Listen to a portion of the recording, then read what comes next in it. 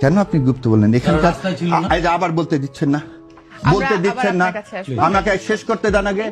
এই গুপ্ত ছিল না বলেই 8 জন জামাতে ইসলামের সর্বোচ্চ 8 জন নেতা যদি গুপ্ত থাকতো তাহলে ফাঁসির কাস্টে যেতে হতো না, তাহলে আমেরিকা থেকে ফিরে আসতো না, তাহলে আমেরিকায় থেকে যেত। মীর কাসেম আলী ভাই আমেরিকা থেকে এই মামলা হওয়ার পর ফিরে আসছে, ওয়ারেন্ট ইস্যু হওয়ার পর। সো এই কথাগুলো, ন্যারেটিভ গুলো আপনারা সাংবাদিক, আপনারা হচ্ছে এদেশের জন্য মিরর। আপনারা এমন করে বলবেন যেটা মানুষের জন্য লাগে, কারো পক্ষ হয়ে বলেন না।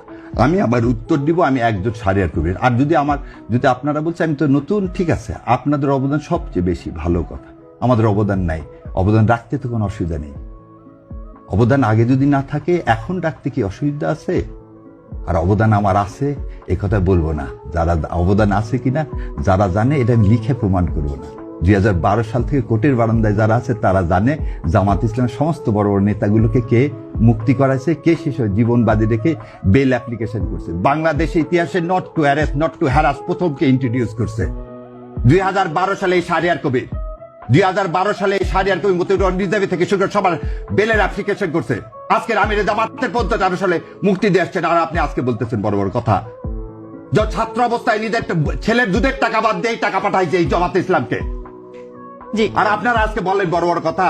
সেন্ট বেইটেস্কোতে চাকরি করে ট্যাক্সি চালায়, তার কিছু টাকা দিয়ে পড়াশোনা করছে, কিছু টাকা এই সংগঠনকে দিছি, আর আপনারা বলেন আমাদের নাই। এই যে 3 তারিখে এই যত লেখা পাবেন শাহবাগ থেকে ওই পর্যন্ত 5.5 লাখ টাকার খালি দিচ্ছে এই শাহরিয়ার কবির। যত লেখা পাবেন ঢাকা ইউনিভার্সিটির ওয়ালে তার টাকির খালির টাকাই শাহরিয়ার কবির দেয়, আর আপনারা বলেন আমাদের যোগ্যতা নেই। 2 তারিখে যখন সেরাটনে 30-1-2 সমস্ত ব্যারিস্টার থেকে নিয়ে মিটিং করে, এটাই শাহরিয়ার কবির। আপনারা বলেন নাই। এই আমিরে জামাতকে যখন হত্যা করার জন্য আপনারা ধরার জন্য এখন তখন এই শাহরিয়ার কবির তার সাথে ঘুরে ঘুরে বেড়ায়, এটাই হচ্ছে শাহরিয়ার কবির। হজ করতে যায়, উমরা করতে যায়, কার সাথে? আমিরে জামাতের সাথে, জীবন বাজি রেখে। ধরলে ধরবে ছোট ছোট দুধের বাচ্চা নিয়ে, ছোট ছোট দুধের বাচ্চা নিরাপত্তা পায়নি বলে পরিবারকে এদেশে রাখতে পারিনি, এটা হচ্ছে শাহরিয়ার কবির। আর আপনারা বলেন 5 মাস আমাকে দেখছেন, আপনারা বলেন 5 মাস দেখছেন। এই শাহরিয়ার কবির যা ইনকাম করে তার 3 ভাগ দেয় ইসলামী আন্দোলনে। এটাই দেখছেন সাংবাদিক না? ও 2 দিন হচ্ছে টকশোতে আসছি, ভাবতে ও শাহরিয়ার কবির কিছু জানে না, নতুন আসছে, নতুন কেন 70 এত লাগে কেন? ও আমাকে প্রমাণ করতে হবে আমি জুলাই যোদ্ধা না। সেদিন এই ট্রাইব্যুনালে 70টা মামলা করছি, তার মধ্যে একটা ফিস নিছি। 70টা মামলা করছি, সেদিন ফিস নিছি একটা। গত কয়েকদিনে রিট ফাইল যতগুলো করছি তার মধ্যে 3টার পয়সা নিছি, বাকি একটা রিটের পয়সা নিইনি। এটা শাহরিয়ার কবির। ও একটু দাঁড়িয়ে আছে, ওদের নাম দিয়ে দিলেন ছাগল না? খুব ভাল লাগে না নিয়ে সেবে বেজ্জত করতে? একদিন বলছিলাম কালের কণ্ঠে আসবো না, যমুনা একদিন বলছি, শোনেন, দেশ আগে, আমরা দেশের জন্য আসছি, ইসলাম কায়েমের জন্য আসছি, কারো রক্তচক্ষু ভয় করে না, ভারতকে ভয় পায় না। আর আপনারা কি ব্যক্তিগত আক্রমণ ছাড়েন, এখানে কথা বলতে আসছি, কথা বলতে দিলে দিবেন, না দিলে দিবেন না, অসমস্যা নাই। এক টিভি ডাকেন, আর এক টিভি আছে।